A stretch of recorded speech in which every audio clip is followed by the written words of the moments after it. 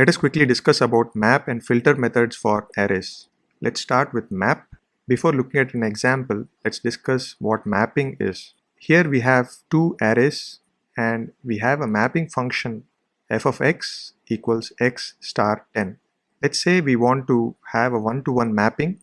So if we start with the array on the left and apply the mapping function f of x, then we get the array on the right.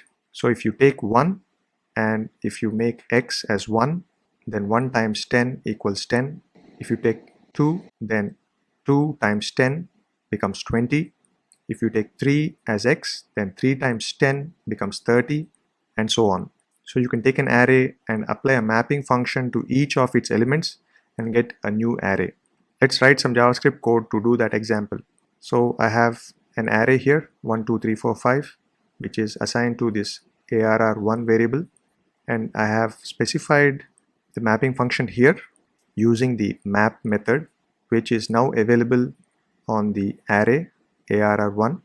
And observe that I have specified the mapping function using the arrow function syntax. The resulting array is assigned to a variable ARR2. Let's run this example and see if it works. I've clicked on run, and as you can see, the output is as expected, 10, 20, 30, 40, 50.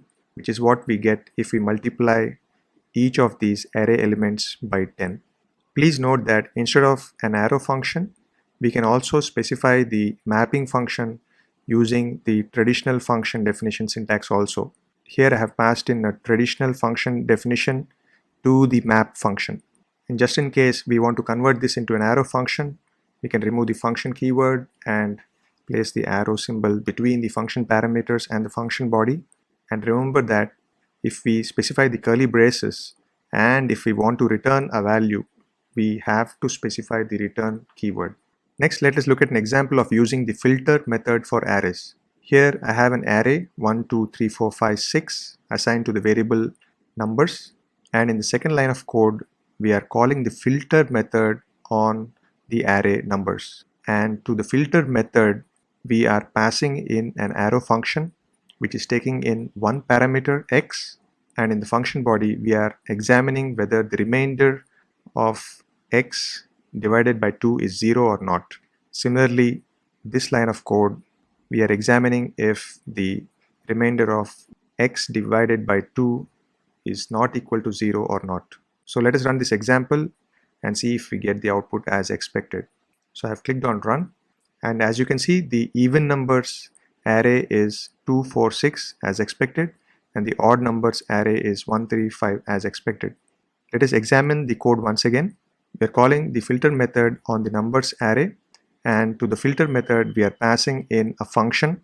This can be an arrow function or a traditional function. Here we are passing in an arrow function, and we are doing the same thing over here also, and the output is another array. So even numbers is an array, as you can see from the output here, and odd numbers is also an array, as you can see from the output here.